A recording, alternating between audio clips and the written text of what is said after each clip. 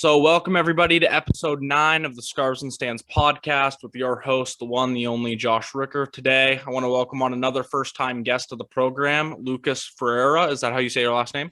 Yep, you got it right in the first try. So, he's the creator of the Rufus Rundown. You can find him on Instagram, all the podcast platforms. You cover a bunch of different sports, it looks like, but today we're here to talk about a little bit of footy, get into Liverpool, the US men's national team. So we're going to chop it up a little bit today. Lucas, how's it going, man? I'm doing all right, boss. I mean, Liverpool finally beating Sheffield United, finally beating somebody. So I I'm in know. a It's good mood. always good to see. I'm in a good mood at least from that. I mean, wasn't the most promising win, but I'm in a win to win, and whatever we can do to continue that up, I'm going to take it. Yeah. So talk to my fans a little bit about what your channel is, what you kind of cover. I know you cover more than just soccer, so just give a little bit of what you do. Yeah, I mean, I cover everything. I come from a background where I played soccer, football Yep. as a young kid. I transitioned to football in high school, but I played baseball all growing up. I played basketball all growing up. So sports have always been at the forefront of what I do, and what I take from it too. As I like to break a lot of stuff down fundamentally from Yep. that understanding. I'm not out here just throwing hot takes out there. I do genuinely look into stuff and research stuff to back what I am saying, and I try to break stuff down fundamentally. So that's where my channel comes in. I fell in love with soccer, football just recently, and Mm-hmm. not recently, but as I turned to like my teen years, really is when I fell in love with it, and I've stuck with it ever since. Yeah, for sure. How'd you come up with the name Rufus Rundown? So I picked up the nickname Rufus in high school. So it was funny because where my town is so small, I went to the vocational school side of it. Yep. And I had a lot of friends that came from my hometown that were in they go to a different school, so for Mm-hmm. that regional for us, because my town actually doesn't have its own high school, Yeah. so they go to a separate town. There's a couple other schools you can go to, and one of my friends at my high school called me Rufus, and now me so that nickname stuck within like the football team there, and that started to kind of pick up. And then as me and my friend hung out with the other group of friends from the other school, they started to call me Rufus because he would call me Rufus. So suddenly Yeah. it picked up. And then all of a sudden, I know people call me Rufus from all over the place, and it just really stuck as a nickname. And when I was looking for the name of a podcast, my buddy was helping me, set it up. And I was thinking of trying to get creative with it. And Rundown sounded right, and then Rufus Rundown, just Yeah, no, double. it flows off the tongue. And it's funny that you mentioned rundown because when I think of rundown, I think of kind of like the style of how this video is going to look. And I think of the Barstool rundown and PTI with like that side banner thing with all the topics you're going to Yep. cover. So it's kind of funny that your name is Rufus Rundown. Um, I have one question, but I'm going to start it off with another question. We know you're a Liverpool fan. Does growing up in New England have anything to do with that, with the Red Sox connection? So that's exactly how it started when they would play the games on Nesson for a Yeah. period of time. That's exactly how I got into it, just watching the games on Nesson. Like I grew up playing soccer, so my friends played FIFA, and I got into FIFA Ultimate Team, and I messed around with that a little bit. But when I really started to watch it, I'd watch a Red Sox game, or I'd watch something that came on Nesson, and all of a sudden, Liverpool would be on either highlights or Mm-hmm. replays or whatever. And this guy Luis Suarez, watching him on Nesson, just Yeah, changed the for me, way it was I looked at the being game. Liverpool, that cheesy 30-minute documentary type show. And we look back on that now, and it was kind of cheesy because Liverpool wasn't in the best place when that was on. But that's exactly how I fell in love with it. And I don't think people look at those documentaries like the Amazon All or Nothings, the ones on Netflix, and that you kind of do as a European or a Brit, you look at them as like cheesy, like they're not a good look for the club to do those, but they make your brand so huge across the world. And I know for me personally, that's what made me fall in love with Liverpool, was just seeing those little bit of clips of what the club was like, the culture and everything. Yeah, I think a lot of it's relevant as a big of a as the Boston culture is so instilled with me and how I look at sports and that grittiness and that never say die. And Mm-hmm. I'm not a huge Patriots fan, but I that's the only team in Boston in that area that in New England I'm not a huge fan of, but I do respect the hell out of their culture. You see the relevance in that in terms of 28-3 when the chips are down. Boston teams, I believe, are at their scariest. Whether it be Yeah. the Red Sox come back from behind the Yankees, and Liverpool have that same style. I remember when I started really getting into Liverpool, I started to look around on YouTube, and I stumbled upon 2005 and this wild Champions League comeback, and I was sold from there. I saw some highlights on Ness, and I saw this Luis Suarez guy scoring 5 goals against Norwich, and then I saw just how much passion Gerard and everyone had around this club, and it just this the way that they bring that culture about within their fans, all the way down to the players and the ball boy even, is just how I like to root for teams as a sports fan. It just it holds me, that accountability thing's always been a big thing in my life, and I like to see my sports teams also hold that standard as well. Yeah, that's the big thing about Liverpool for me too. It's about the culture of not just the team but the city.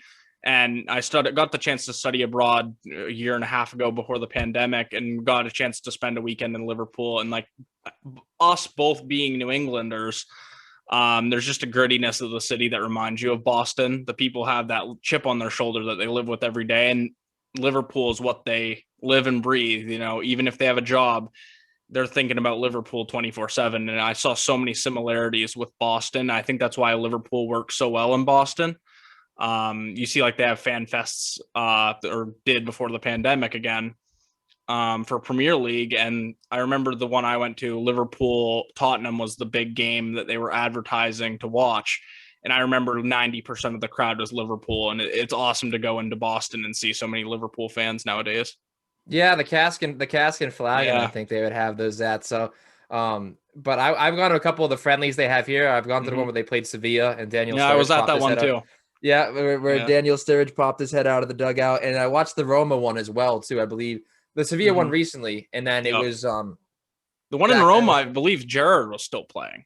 I think. Yeah, Gerrard. I don't know if Gerrard did play. I know Sturridge was there. It was a lot of different names there that at the time. And Roma has, because of the Italian immigrants into Boston and whatnot. Also Roma has a pretty big fan base too. That was really neat too, to see that there were two legitimate fan bases there too. No, definitely. So we know you're a Liverpool fan, but you're also a big USMNT supporter. Do you have any memories of the U.S. men's national team before you were a Liverpool fan, like the 2010 World Cup, stuff like that? So it all came really in one go. I do remember briefly during one of those World Cup runs when that England goalkeeper just happened to just fumble the ball against the U.S. and that was a huge thing. I remember that, but I really grew into it with Clint Dempsey. Donovan was a name you knew, growing up, but like Clint Dempsey, I still have that jersey, the red, white, and blue, like down, like the blocked off. Yeah, that one's cool. And that run with against Belgium in the round of 16, that's really where all of it culminated together so well in terms of how I fell in love with it. And now I'm invested so much into, like you said, you'd mentioned like 2026 and beyond. I can't wait to see what the future holds, because it looks like it's finally starting to grow in America. I know, and it's cool to look back at the World Cups just in the short time me and you have both been watching. And there's like phases of fans that become soccer fans based on the World Cups. Like, I was part of the 2010 era that kind of like watched that World Cup and the win against Algeria. And then there's the group that was like 2014, like playing tough against Belgium, and some memorable games in that one as well. And 2018, there was just like this big gap, which is why I think we saw a big influx of Premier League fans in the past couple of years, is because there was no World Cup thing to really satisfy people's needs. We have the women, who are obviously great and amazing athletes, but it's hard when the men don't qualify for the world's biggest tournament. So I am excited for the next two World Cups. I think this one coming is going to be a good one for our boys to get experience. And I think 2026 is when a lot of our best players are going to be right in their prime of their career, and having it in America is going to be so amazing. I mean, like, obviously we weren't alive for Miracle, but when you look back on how Miracle got set up and how the setup was for all those young kids, or kids that the underdogs and the people that were counted out on, but at home, Lake Placid, it gives me the same, like, similar vibe. And obviously for me, at least me personally, my goal is to be there covering it at some point. It's well into the future, but not that far into the future, as to where, like, I can hope that I'm there covering that eventually. Yeah. That's the true goal. But I'm really excited for the future of the U.S. men's national team. I think like players like Serginho Dest, Weston McKennie, I mean, they're playing at big clubs, not what they once were, but making it. I mean, Weston McKennie's making a genuine impact in a team that also features Cristiano Ronaldo, which is incredible. I was going to ask this later. We'll just get into it right now, because we're kind of in the flow of things. Yeah, I was going to bring up these players. We have Gio Reyna, Weston McKennie, Serginho Dest, Pulisic, obviously. He's at Chelsea, which is a major club. It's kind of hard to gauge how well they're doing because Weston McKennie is playing Juventus and playing alongside Ronaldo, which is amazing. But it's almost a down year for Juventus. And same thing with Dortmund. It's kind of a down year for them. So it's hard when we have so many players. You have guys like Joshua Sargent, too. We have a ton of players out there in Europe, but it's really tough to gauge how they're doing because a lot of players could go in those same positions and do well. And all of the teams are playing for are kind of having down years. We see Pulisic at Chelsea, and I think he's the most promising one. I think he's going to be kind of the star of this young crop of talent that's coming up. The thing that I do really like about the squad is that they're all so young, is that they're not going to be old by 2026. That's going to be like the prime of their career, like just before 30. Yeah, I think that's obviously the huge thing is that they're physical. I mean, a lot of those times where Dempsey and Donovan had rotated back to the MLS when they're in their technical prime, as you know, where Carlos Vela is now, and how Zlatan called him out where he was in the prime of his career in the MLS, as compared to where Zlatan wasn't playing. And I think it's huge that all these guys before 20 years old or 21 years old are getting this experience, you know. And there's even, you know, more names to go through because Reggie Cannon's going to get his shot eventually. Yep. You know, Dest has had his shot. Reyna's getting his, obviously getting a huge chance. Pulisic obviously getting a huge chance. Yunus Musa chose the U.S. over England, at least for the time being, until, you know, to who he wanted to represent. Reyna had ability to choose Italy. Dest had an ability to choose the Netherlands. A lot of these guys, you know, stuck in America because they had a lot of different options because they're, you know, really have the ability with the citizenship overseas, but they're going to be in the physical prime, have plenty of time in. And like I said, I'm just really excited to see, you know, the future, what the future holds. And I think the Josh Sargent thing, Matthew Hoppe, Jesus Ferreira, are all, I think, you know, obviously still a lot of room to grow and a lot of raw talent there as well. I mean, Josh Sargent physically is still a very large player, very quick player for his size that I think you can really look forward to a solid future, because that's the one thing you lack. You have a lot of wingers, a lot of attacking mids. You know, McKennie can drop into the whole. Tyler Adams as well as someone who I need to name. Very important role at Leipzig. And that's cool because that team's been playing very well. You have Jesse Marsh over there with Salzburg, who just brought in Brendan Aronson. So there's a lot of these names that aren't just relevant because, you know, people want them to be relevant. They are making genuine impacts where they are. Now, like you said, there could be other players stepping into that role as well too. Yes, but I mean, you know, it's better for McKennie to do it at Juventus than it is to do it at Schalke because, you know, Schalke is just so down and out. So I guess it can always be worse in that sense. But just to get a lot of this first team experience with world-class players, just really set, I think at this young, being this young, really will help when it comes around to the next couple of being World this Cups. young really helps. And I think the other thing that's just hugely important is that we're changing the system. It's not just one player going over to Europe. It was a big deal when Dempsey was going to Fulham for the first time and stuff like that. And now we're really changing the system where the majority of our young players are going to Europe instead of starting out in college or the MLS. And, you know, the MLS is a great league, and I want to get into it more than I am right now. I'm not really that into it right now. I never could get into it. But the thing is with the MLS is it's great to have people from Europe come over when they're older. I think it's a great place for people to finish their careers, and it's always going to be the only way for Americans to support a local team, which is important as a soccer fan.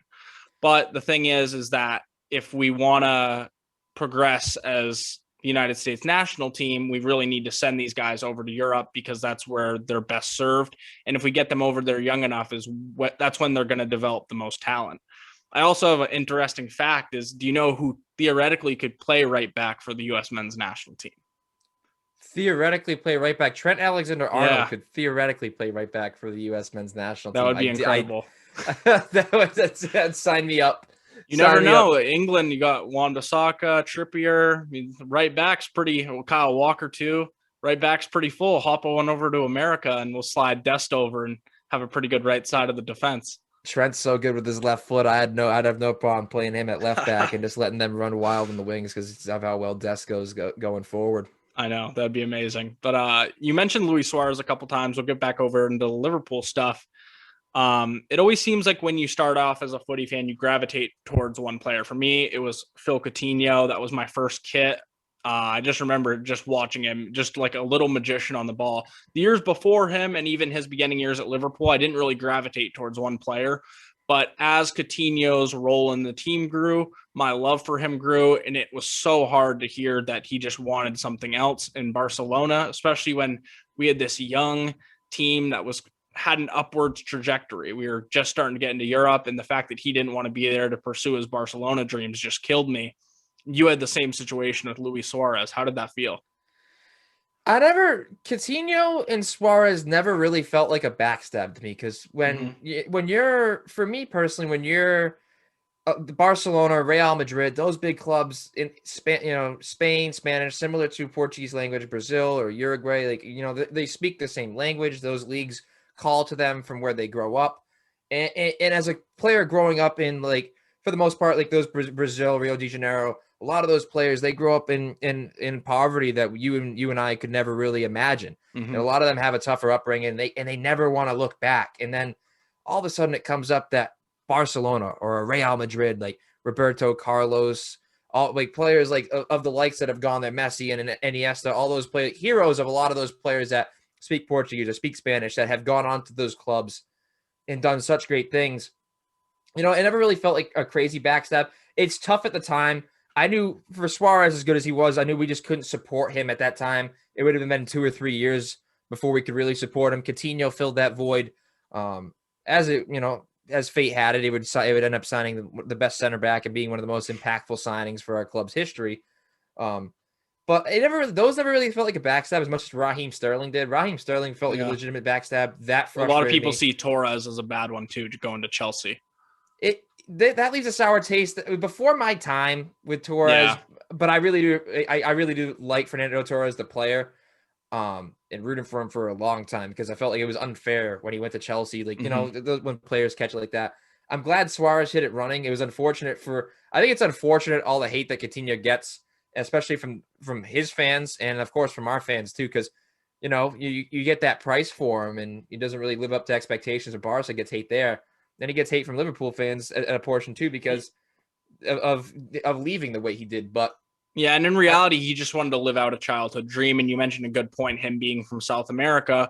Those two clubs are probably the biggest in the world for South Americans. So when you have the chance to go play there, I think it is important that you understand that someone leaving doesn't define their career, their feelings towards your club. It's just, they want to play there for a few years, which is totally okay. Luis Suarez definitely won't regret it because he won a bunch of silverware at Barcelona. Do you think Coutinho now regrets that move a little bit because he's got so much disdain from the Barcelona fan base, and where he was so loved at Liverpool and the success they had after he left? I don't know if I'm sure there's a matter of whataboutism and what ifs, and everybody's going to play that in their head no matter what. And I'm sure there's a certain amount of regret. But I think when he sits down at the end of it, yeah, I could have stayed at Liverpool, but to be able to say that he did at a time play for Barcelona. Now, given it didn't go out the way that everybody plans it to, no. But he's also going to be able to sit there and say how many people were really able to say, I for my entire life wanted to play for Barcelona, and we're able to. So obviously, I think there's some regret there too, but not enough to stow away the fact that he was able to fulfill a childhood dream in playing for Barcelona. I mean, it doesn't turn out the way that obviously that he wanted it, obviously the way that Barcelona wanted it. Honestly, turns out the way that Liverpool wanted to, but yeah, it's just it's sad at the same time. But there's only so much that can happen. There's only so much fate can hold, and like I said, I think he will regret it a little bit, but not enough as to where he could. I think he would be able to say, I shouldn't have done that. Yeah, I think the Coutinho one left a sour taste in my mouth just because of it felt like there was a couple transfer windows where he was pushing for it.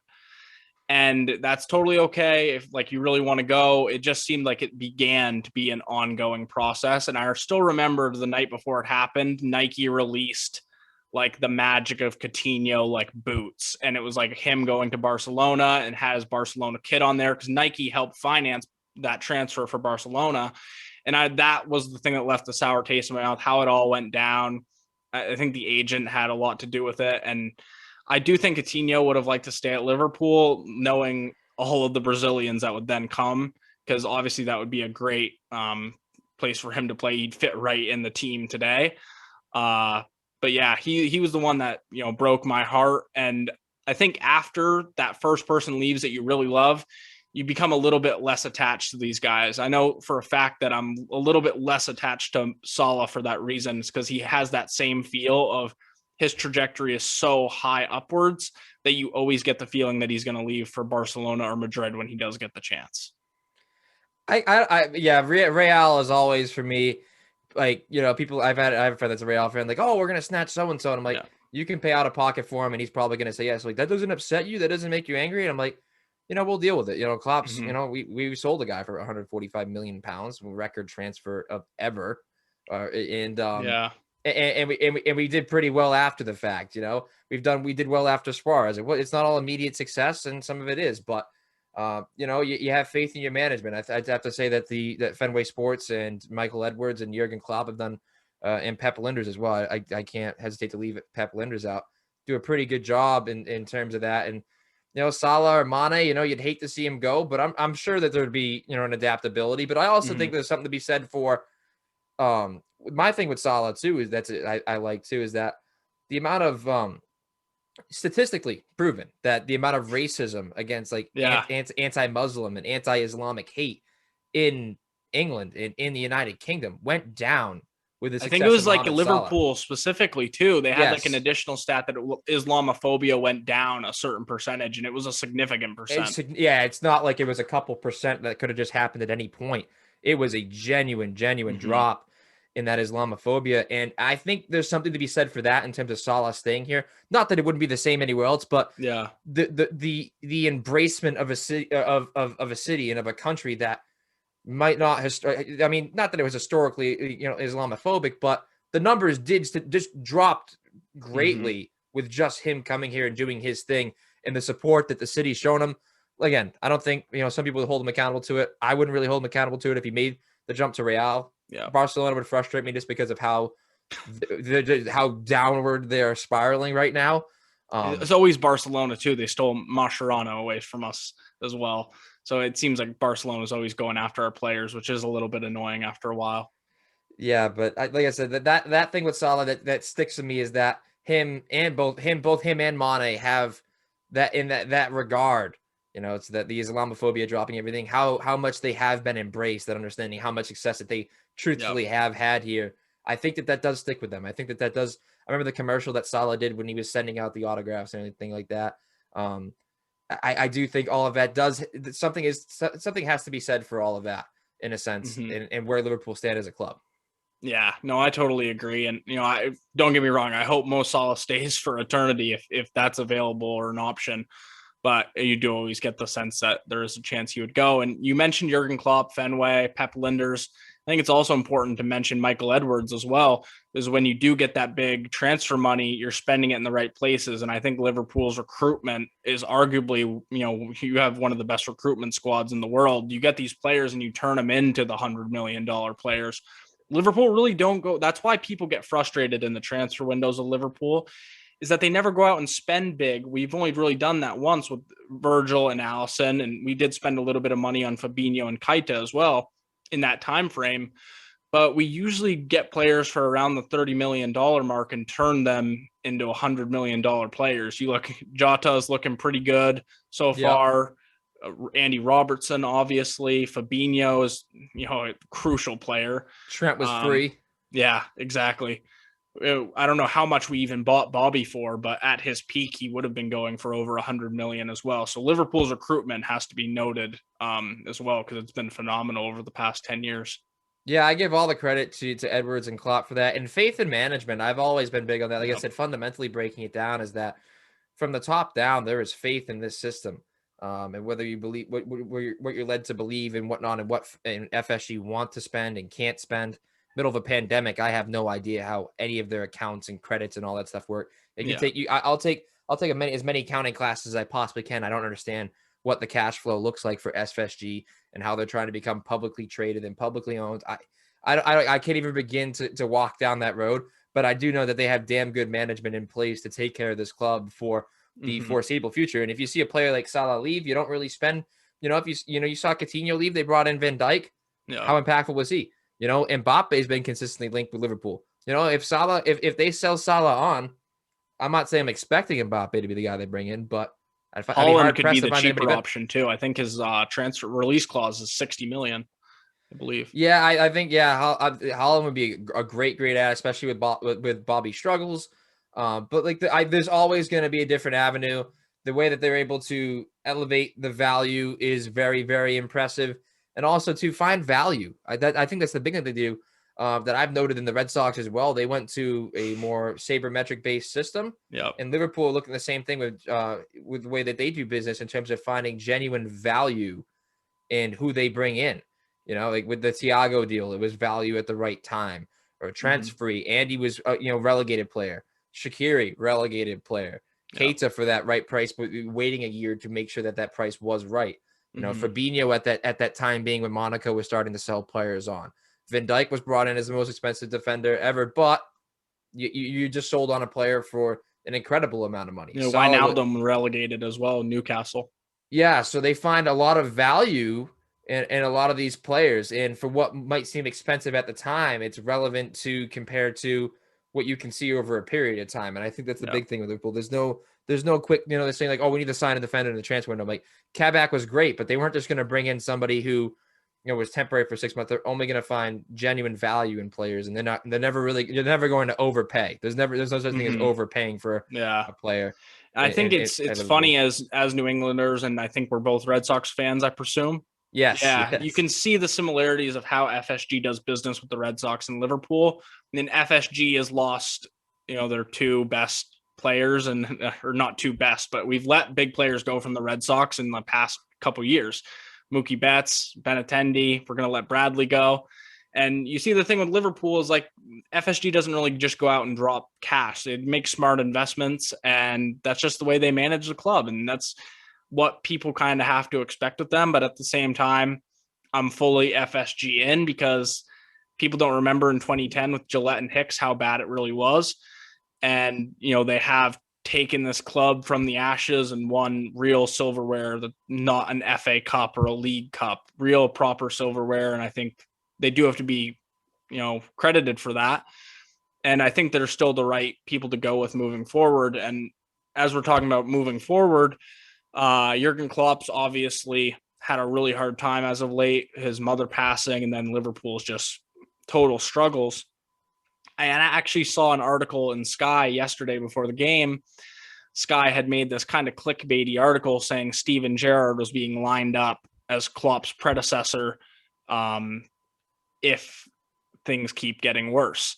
I want to get your take on that because I am fully Klopp in until he wants to be done. Oh no, I have no intention of moving on. And even if they did for a period of time, say he took like a 6-month, hiatus or something to step away, for the beginning of the season next year, whatever it wouldn't be Gerrard to do it. I think it would be Pep Linders. Yeah. Pep has been so instrumental in the success. Klopp credits him all the time. His relationship with Michael Edwards, his relationship with ownership. I think, like I said, from the management all the way down, from ownership down to management and the upper management, especially between Klopp, Edwards, and Pep Linders, there is such a solid relationship there. And it took a while. I mean, I had faith. I kept my faith with Ole Gunnar Solskjaer because players want to play for him. Players want to do more for him. Tactically, wasn't really there yet. It's when Klopp originally came here, they struggled tactically. They struggled to adjust. It was really all over the map. But the one consistency is that he's going to have players that play his style of football, and they're going to want to do it at the highest standard that they can. It took some time to get them to that point, but the big thing being is that there's a culture that's been built here, and it's good. And it took in Dortmund, and the same thing with Mainz. There's such a consistency of that period. Now, were there some pretty historic collapses with those cultures? Yes. Do I think we're at that point? No, because I think he has more financial backing. I think he has even more people around him, and he has genuine world-class players at this point all over the pitch as to where it won't fall like that. And even if it does, if so be it that happens, then we move on. But I don't see that happening anytime soon, and until it's a just generally like the writing is all over the wall. I'm not ready to make that move yet because he's done so much for this club. I think culturally, and taking him really from that point down as to where like Rodgers took it to a false summit You've really seen the peak of what Liverpool can do. And like I said, how dangerous Liverpool can be when the chips are down. That's all just culturally embedded in the brain of these players. And it's going to take so much for them to make top 4 this season. But I'd rather have no one else. There's no one else I'd rather have in charge and have on the field than these guys doing it right now. Yeah, and top 4 is within reach. There's still 14 or 12 games to go. Yeah. Still plenty of time, and we have a huge match on Thursday against Chelsea that could really sway the table and get things going. Looks like we're going to have Alisson, Fabinho, possibly back for that game. So, and Jota as well. I think he's going to come back from his illness, if that's what it really was. I think that's a game we can win against Chelsea too. We've had kind of the number on Chelsea recently, besides in cup games. And I think Liverpool will win on Thursday. And I think that really increases their chances of getting through to the top 4. Because I do think the top 4 is massively important when you do have players like Salah and Mane, who are so important to the structure of your team, your tactics, and they need to be playing Champions League football every single year. But I am still part of the notion that we have to be patient. This team's had so many injuries. And the center back pairing that we've lost in Joe Gomez, Joel Matip, and Virgil van Dijk, because I'd like to think Matip and Gomez are a little bit interchangeable at times. Losing them has affected this whole team. It's affected how Trent and Andy play. It's affected the midfield because you're losing Fabinho and Henderson from the midfield, and it's affected the service the forwards get. So when people were getting on Bobby yesterday and Klopp in recent weeks, people have to understand this is just the situation we're dealing with, and they're dealing with it the best they can. You might not like the performances or the results, but it's what we have to live with. And I don't think it's right to be mad. A lot of people are, asking for Bobby to basically leave the club. And I don't think that's right, because I do think everyone's play has kind of suffered this year. A lot of people have criticized Trent, the way he's been playing, and I thought he was phenomenal yesterday. And Bobby got a goal. But yeah, I think it's just something we're going to have to be patient with. I do still think there is a shot at top 4. Do you agree? No, I absolutely do. The way I described it was we can't drop any points in the next 5. We have to get 5. So with the next 4 now. So I was talking before Sheffield, the next 4 games, Chelsea and on, you need to win the next 4. You need to win at least, get on a 4 or 5 game run to make up for those 4 straight losses.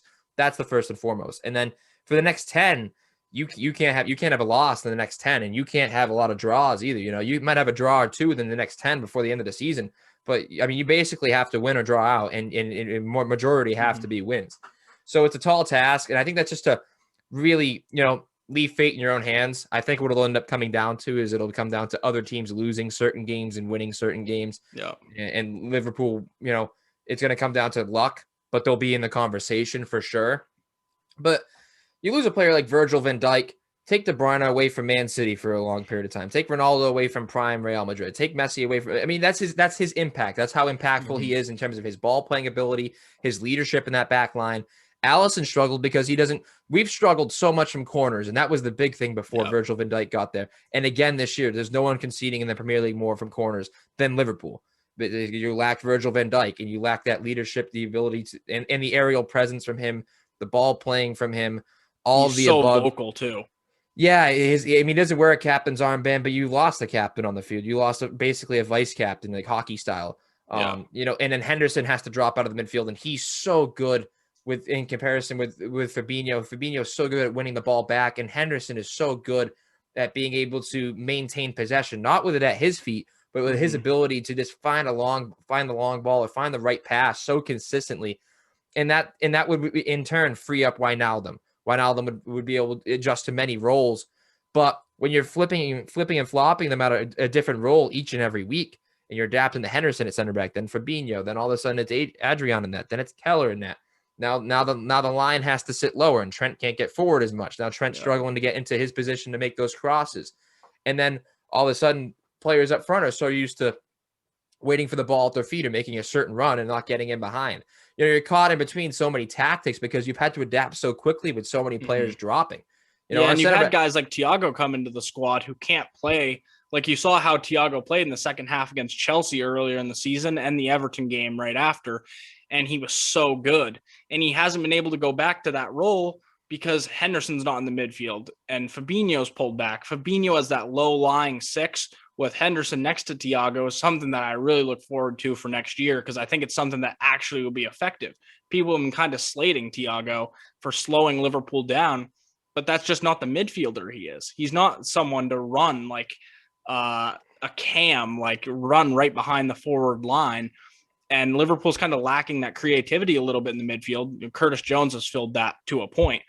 But the midfielders, like you said, they're having to play all sorts of different roles. And Wijnaldum is versatile, but how versatile are they to have to change how they're playing, every single half? By the flip of a switch. No one is that good.